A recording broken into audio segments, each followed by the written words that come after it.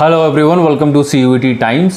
आज एक नई वीडियो, एक नई चीज़ शुरू करने जा रहे हैं हम। इससे पहले भी पीजी की कुछ वीडियोस बन चुकी है और अभी अगले 10 से 15 दिनों में आपका एग्ज़ाम है। जिस दिन ये वीडियो रिकॉर्ड हो रहा है उस दिन आपका city intimation slip CUET PG का आने ही वाला है। तो जो पॉलिटिकल साइंस के बच्चे हैं उनके लिए स्पेसिफिकली ये वीडियो है कि पिछले साल जो पेपर आया था, जो पहली बार पेपर हुआ था, उसका एनालिसिस है। और ये एनालिसिस ब्रॉडली 3 चीज़ों के ऊपर होगा। सबसे पहले कि आपका ये जो पेपर आया था पिछली बार, ये किस टाइप का था, इसका डिफ़िकल्टी लेवल क्या था। सेकेंडली, किन किन जगहों से क्वेश्चन पूछे गए थे, किस किस सेक्शन से क्वेश्चंस पूछे गए थे। एंड थर्डली कि क्वेश्चन थे किस तरीके के। ठीक है, तो ब्रॉडली इन चीज़ों के ऊपर हम पेपर को एनालाइज करेंगे। फटाफट से सुनते हैं। जब आप ये वीडियो देख लोगे तो कमेंट करके आप ये भी बता सकते हो कि स्पेसिफिकली इन क्वेश्चंस को अगर डिस्कस करना हो तो आप वो भी हमें कमेंट करके बताओ, तो मैं आपको किसी कबूतर के थ्रू मैसेज भेज के बता दूंगा कि हाँ मैं करने जा रहा हूँ। कबूतर के थ्रू इसलिए क्योंकि सब्सक्राइब का बटन आप लोग दबाते नहीं हो और नोटिफिकेशन बेल दबाने की बात तो बहुत दूर की रही। ठीक, तो पिछले साल क्वेश्चन आया था। 100 क्वेश्चंस हैं CUET पीजी में, पॉलिटिकल साइंस में। सारे ही पीजी के एग्जामिनेशन में 100 क्वेश्चंस हैं, जिसमें 25:75 का रेशियो है। ठीक, 25:75 मतलब जो इंग्लिश और GT ये सब पूछा गया है ये इन 25 क्वेश्चन में, और बाकी 75 क्वेश्चन जो पूछे गए हैं वो पॉलिटिकल साइंस के ऊपर है। ठीक, तो ब्रॉडली जो आपका पेपर था वो कह सकते हैं कि इजी टू मॉडरेट था। टफ़ क्यों नहीं था? क्योंकि अगर आप क्वेश्चन को एक बार उठाकर देखोगे तो जिस तरीके के क्वेश्चन पूछे गए हैं, ऐसा नहीं कहा जा सकता कि अगर आपने एक बार, ये ज़्यादा से ज़्यादा 2 बार में मैं ज़्यादा बोल रहा हूँ, जो कुछ कॉम्प्लिकेटेड टॉपिक्स हैं उनकी बात अगर छोड़ दी जाए तो ब्रॉडली 80% ऑफ द पेपर आपको सॉल्व हो जाएगा। अगर आपने अपनी बुक्स को तमीज़ से एक बार पढ़ा है, तो एक बार अच्छी तरीके से पढ़ा है, हल्के फुल्के नोट्स बनाए हैं, इसलिए इसे टफ़ नहीं कहा सकता। यूजुअली टफ़ पेपर ऐसा है कि आप बार बार पढ़ रहे हो तब भी कुछ ऐसा ऑप्शन पूछ दिया जो आपके एकदम ख्यालों ख्वाबों में ही नहीं था।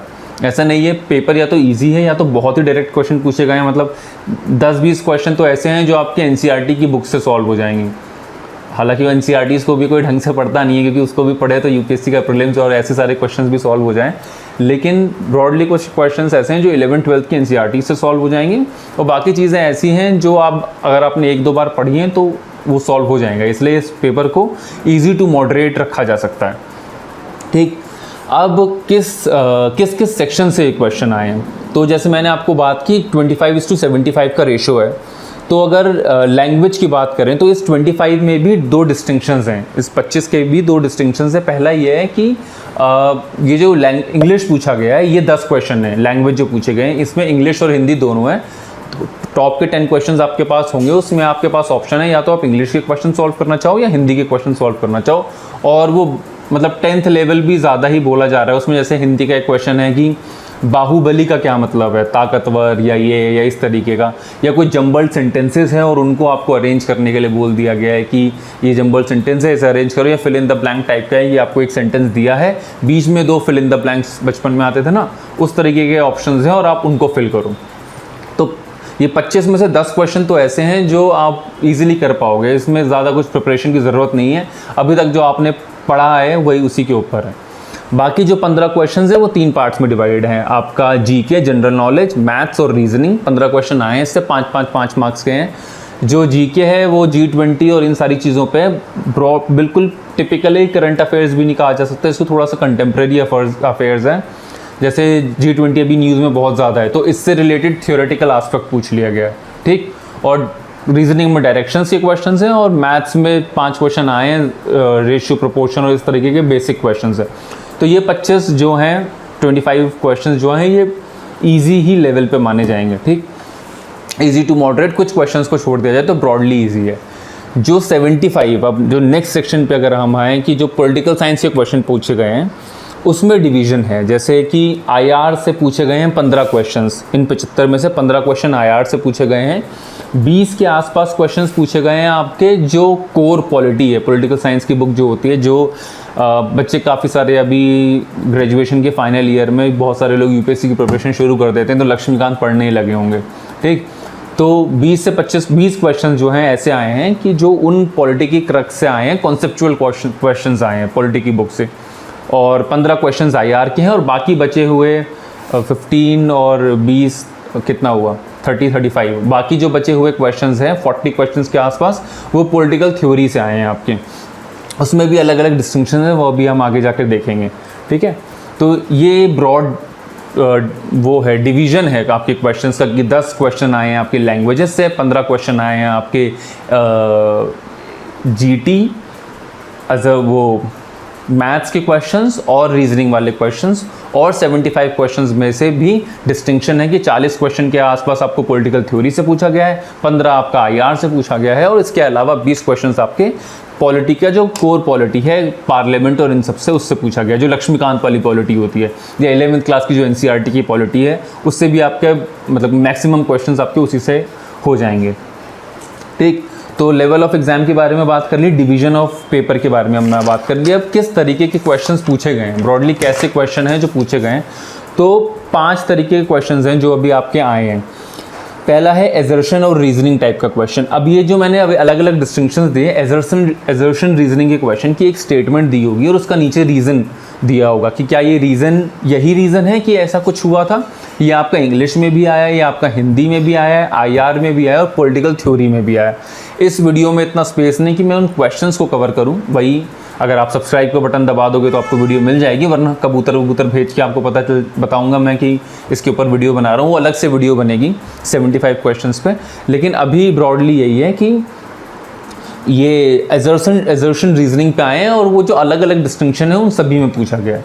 इसके अलावा मैच द फॉलोइंग के क्वेश्चंस हैं कुछ की, अब ये भी ऐसे हैं कि बुक्स का नाम दे दिया और ऑथर्स का नाम दे दिया है, ठीक। तो उस तरीके से, या थ्योरी दी गई है और उस थ्योरी को किसने दिया है, उस पर्सन का नाम दिया गया, इस तरीके के क्वेश्चंस हैं मैच द फॉलोइंग। नेक्स्ट है बुक्स एंड कॉन्सेप्ट्स पे बहुत ज़्यादा क्वेश्चन आए हैं, मतलब 10% ऑफ द पेपर, मतलब मैं कंजर्वेटिव तरीके से बोल रहा हूँ, पर 10% पेपर ऐसा है कि अगर आप ये बुक किसने लिखी है और ये कॉन्सेप्ट किसने लिखा है। जैसे एक कॉन्सेप्ट पूछा गया था कि आइडियोलॉजी, ये जो टर्म है आइडियोलॉजी, ये किसने कॉइन की। अब इसका मैं आंसर अभी नहीं बता रहा हूँ, ये अगली वीडियो जब बनेगी, पर अगर आप बता सकें तो कमेंट करके ज़रूर बताएं कि आइडियोलॉजी का टर्म किसने कॉइन किया। या जो ओशनिक सर्कल है, ये जवाहरलाल नेहरू, या बहुत सारे ऑप्शंस दिए गए हैं आपके क्वेश्चन में, ओशनिक सर्कल का टर्म किसने कॉइन किया है। तो इस तरीके के क्वेश्चन हैं जो पूछे गए हैं। बुक्स और कॉन्सेप्ट्स दोनों पे 10 क्वेश्चन के ऊपर ही आए हैं। उसके अलावा जो चौथे तरीके के क्वेश्चन पूछे गए हैं वो स्टेटमेंट बेस्ड क्वेश्चंस पूछे गए हैं। स्टेटमेंट बेस्ड क्वेश्चंस यानी कि एक स्टेटमेंट दे दी और फिर पूछा कि मतलब 4 स्टेटमेंट्स हैं आपको, और इनमें से फिर ये है कि इनमें से कौन सी ट्रू है कौन सी फॉल्स है, बताओ ए ट्रू है, बी ट्रू है, ए एंड बी ट्रू है, बी एंड सी ट्रू है, इस तरीके से क्वेश्चन पूछे गए हैं, ठीक। तो मैंने 5 बोला था, ब्रॉडली इन 4 कैटेगरीज में चीज़ें डिवाइड है, ठीक।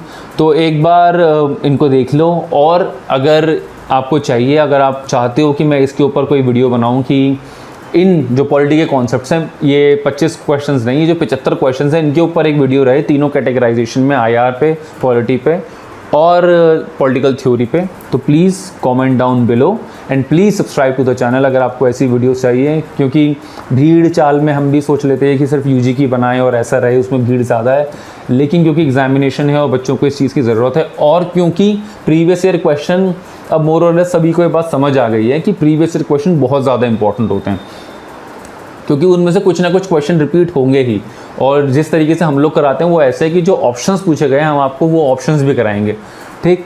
तो एक बार आप कमेंट करके बताओ कि आपको इसकी ज़रूरत है कि नहीं, बेवजह बनाने का कोई मतलब नहीं है। अगर ज़रूरत है कुछ छोटे नंबर्स में भी तो वो वीडियो ज़रूर बनेगी।